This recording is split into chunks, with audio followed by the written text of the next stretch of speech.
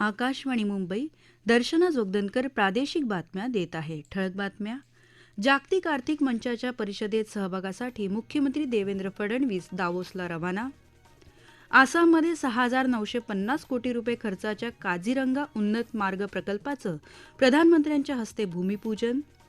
भाजपाचे ज्येष्ठ नेते राज पुरोहित यांचं निधन. आणि न्यूझीलंड विरुद्धच्या तिसऱ्या एकदिवसीय क्रिकेट सामन्यात नाणेफेक जिंकून भारताचा प्रथम क्षेत्ररक्षणाचा निर्णय. स्वित्झर्लंडमध्ये उद्यापासून सुरू होत असलेल्या जागतिक आर्थिक मंचाच्या परिषदेत सहभागी होण्यासाठी मुख्यमंत्री देवेंद्र फडणवीस आज दावोस इथं पोहोचले. झ्युरिक विमानतळावर केंद्रीय मंत्री के राममोहन नायडू आणि प्रल्हाद जोशी यांनी फडणवीस यांची भेट घेतली आणि महानगरपालिका निवडणुकांमध्ये यश मिळाल्याबद्दल त्यांचं अभिनंदन केलं.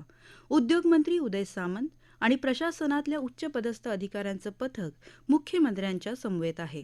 या परिषदेदरम्यान जागतिक उद्योग गट, गुंतवणूकदार आणि धोरणकर्त्यांशी चर्चा करून महाराष्ट्रात थेट परकीय गुंतवणूक, औद्योगिक प्रकल्प, रोजगार निर्मिती आणि आर्थिक विकासाला चालना देण्यावर विशेष भर दिला जाईल. भारताचं विकास इंजिन म्हणून जागतिक मंचावर मॅग्नेटिक महाराष्ट्र अभियानाचा पुरस्कार करण्याचा संकल्प असल्याचं मुख्यमंत्री कार्यालयाच्या पत्रकात म्हटलं आहे. जागतिक आर्थिक मंचाच्या परिषदेसाठी दावोसमध्ये कडक सुरक्षा व्यवस्था तैनात करण्यात आली आहे. 23 जानेवारीपर्यंत चालणाऱ्या या परिषदेत 3,000पेक्षा जास्त जागतिक नेते सहभागी होणार आहेत. अ स्पिरिट ऑफ डायलॉग ही यंदाच्या परिषदेची संकल्पना आहे. मुख्यमंत्री देवेंद्र फडणवीस यांनी अमेरिकेचे भारतातले राजदूत सर्जिओ गोर यांच्याशी चर्चा केली.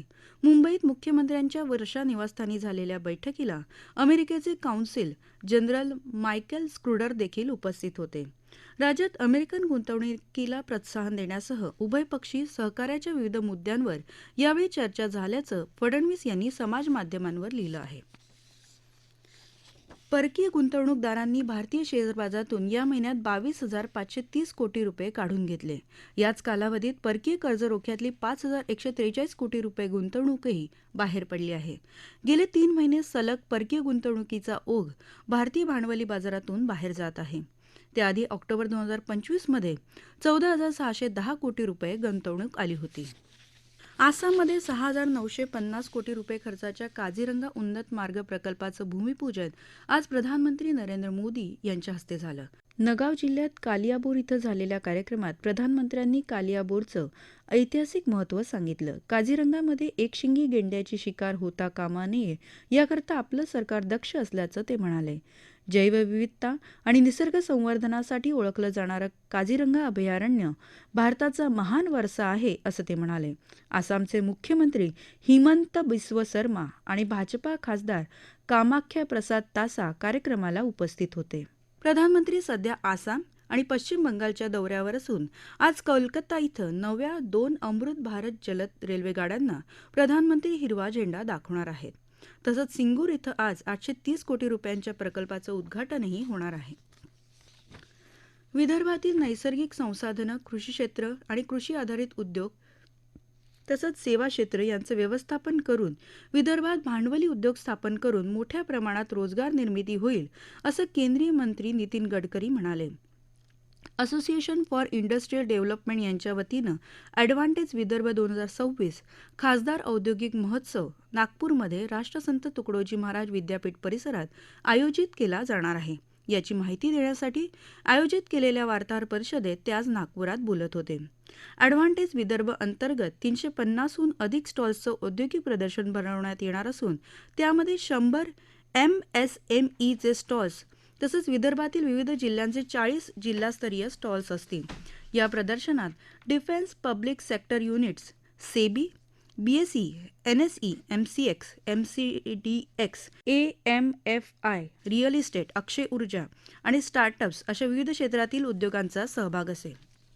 77व्या प्रजासत्ताक दिन सोहळ्यात यंदा महाराष्ट्राचा चित्ररथ गणेशोत्सव आत्मनिर्भरतेचं प्रतीक या संकल्पनेवर आधारित असेल. या चित्ररथातून राज्याची परंपरा आणि अर्थव्यवस्थेचं दृश्य साकारलं जाणार आहे. युरोपियन काउन्सिलचे अध्यक्ष अँटोनियो कोस्टा आणि युरोपियन कमिशनच्या अध्यक्षा उर्सुला वॉन डेर लेयन प्रमुख पाहुणे म्हणून उपस्थित राहणार आहेत. यंदा प्रथमच बॅटल अरे या युद्धरचनेचं प्रदर्शन प्रजासत्ताक दिन संचलनात होणार असून Arjun tank, T-90, Bhishma, Rafale विमाने आणि स्वदेशी बनावटीच्या अत्याधुनिक शस्त्रास्त्रांची चित्तथरारक प्रात्यक्षिकं होतील.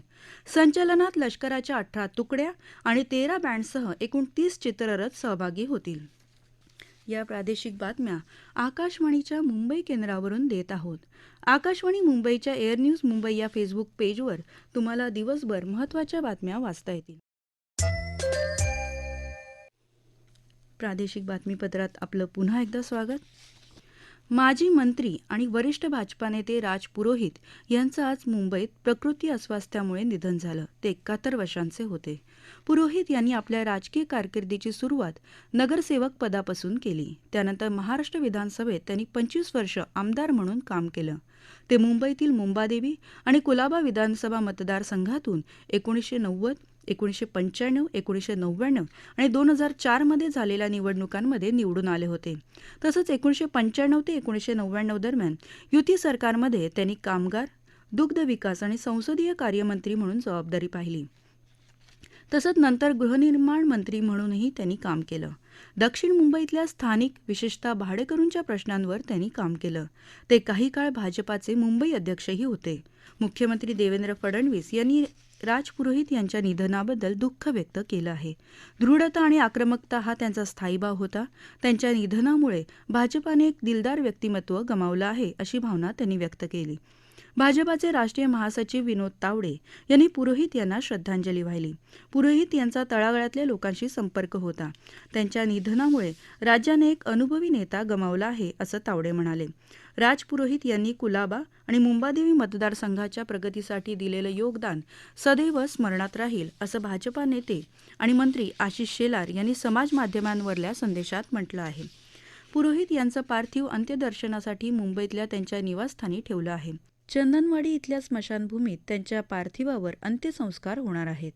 ज्येष्ठ इतिहास संशोधक रामचंद्र मोरवंचीकर यांचं छत्रपती संभाजीनगर इथं प्रदीर्घ आजारानं निधन झाले.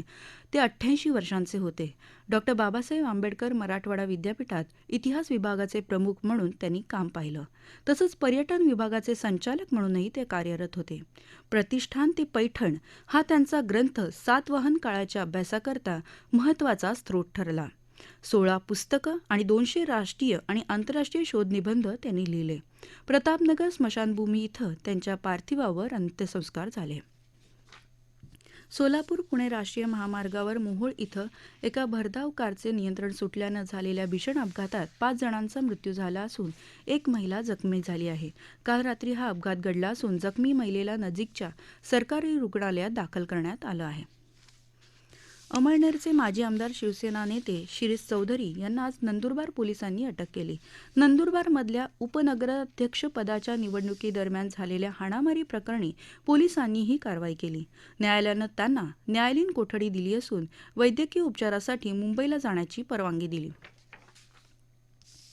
भारत न्यूझीलंड एकदिवसीय क्रिकेट मालिकेतला तिसरा आणि अखेरचा सामना आज इंदूर इथं सुरू आहे. भारतानं नाणेफेक जिंकून न्यूझीलंडला प्रथम फलंदाजीसाठी आमंत्रित केलं आणि त्यांचे पहिले 2 गडी झटपट बाद केले. त्यानंतर विल यंग आणि डेरिल मिशेल यांनी डाव सावरण्याचा प्रयत्न केला. मात्र विल यंगही 30 धावांवर बाद झाला. शेवटची बातमी हाती आली तेव्हा न्यूझीलंडच्या 18 षटकात 3 बाद 89 धावा झाल्या होत्या. ठळक बातम्या पुन्हा एकदा. जागतिक आर्थिक मंचाच्या परिषदेत सहभागासाठी मुख्यमंत्री देवेंद्र फडणवीस दावोसला रवाना. आसाममध्ये 6,950 कोटी रुपये खर्चाच्या काझीरंगा उन्नत मार्ग प्रकल्पाचं प्रधानमंत्र्यांच्या हस्ते भूमिपूजन. भाजपाचे ज्येष्ठ नेते राज पुरोहित यांचं निधन. आणि न्यूझीलंड विरुद्धच्या तिसऱ्या एकदिवसीय क्रिकेट सामन्यात नाणेफेक जिंकून भारताचा प्रथम क्षेत्ररक्षणाचा निर्णय. याबरोबरच आकाशवाणी मुंबई केंद्रावरचं हे प्रादेशिक बातमीपत्र संपलं. पुन्हा भेटूया संध्याकाळी 5 वाजता आकाशवाणी मुंबईच्या पुढच्या बातमीपत्रात. नमस्कार.